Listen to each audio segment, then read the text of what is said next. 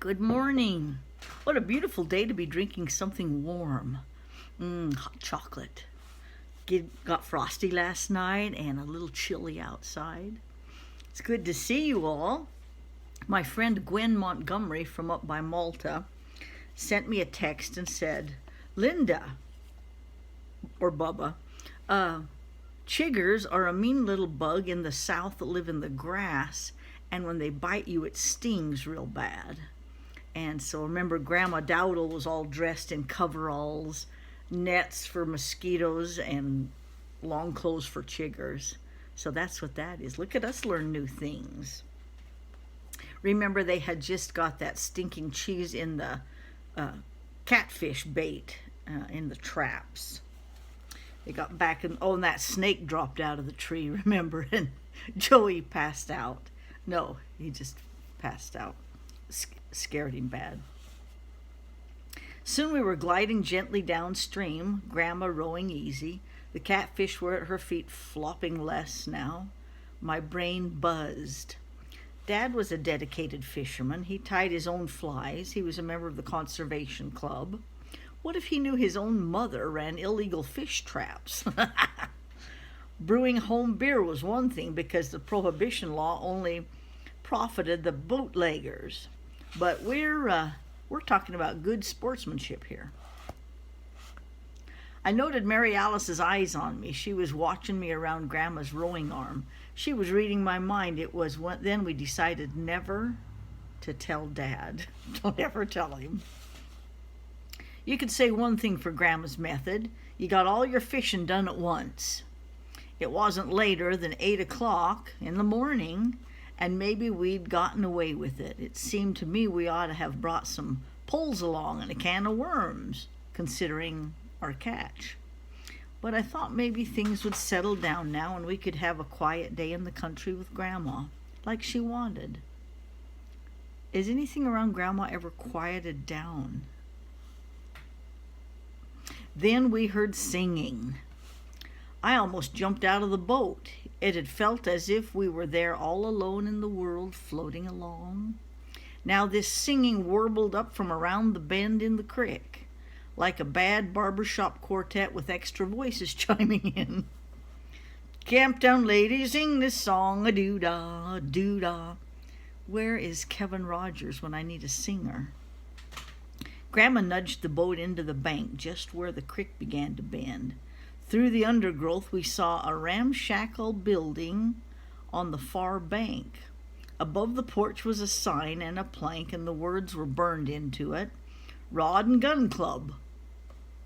A row of empty whiskey bottles stood on the porch rail, and from behind them came the singing. Bet my money on a bobtail sag, somebody bet on the bay. The porch sagged with singers, grown men in their underwear, still partying from last night, old guys in real droopy underwear. It was a grisly sight, and Mary Alice's eyes bugged out. I wasn't sure she ought to be seeing this. They were waving bottles and trying to dance, and I didn't know what they'd do next. Grandma was fascinated. As we watched, a skinny old guy with a deputy's badge pinned to his long john stepped forward and was real sick over the rail into the water. Earl T. Askew, Grandma muttered, president of the Chamber of Commerce. But now a fat old geezer in the droopiest drawers and nothing else pulled himself up on the porch rail. Bottles toppled into the water as he stood barefoot on the rail, teetering back and then forth, and while the others behind him roared, "Hoo, ho, ho!" "Shut up a minute," he roared back at him. "I sing you a good song," and he took a slug out of the bottle that was in his fist, and he began.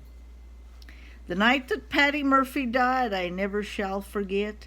The whole dern town got stinking drunk, and some ain't sobered yet. The only thing they done that night that filled my heart with fear, they took the ice ring off the corpse and put it in the beer.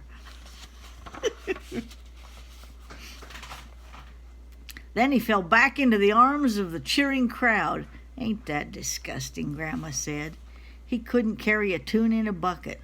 "Who is he?" I whispered. "That's O.B. Dickerson, the sheriff," she said. "And them drunk skunks with him is the entire business community of this town." Mary Alice gasped. The drawers on some of the business community were riding mighty low. "They're not acting right," she said, very prim. "Men in a bunch never do," Grandma said. They were right enough to fight, too, and they were on their private property. Not only that, we were in a boat full of trapped fish almost under the bloodshot eye of the sheriff.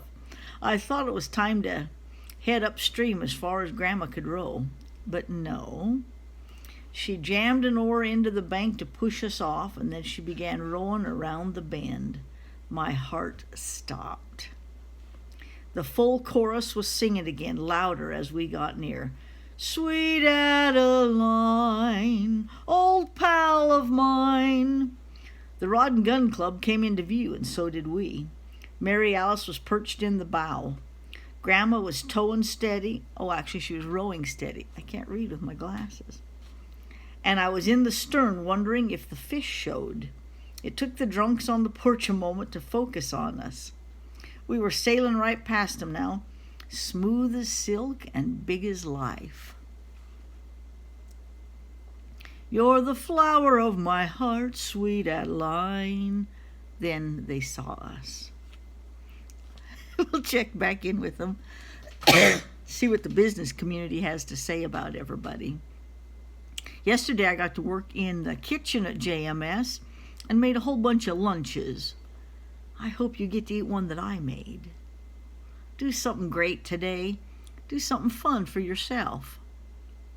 Be a straight-up citizen. I love you dearly. Bye for now.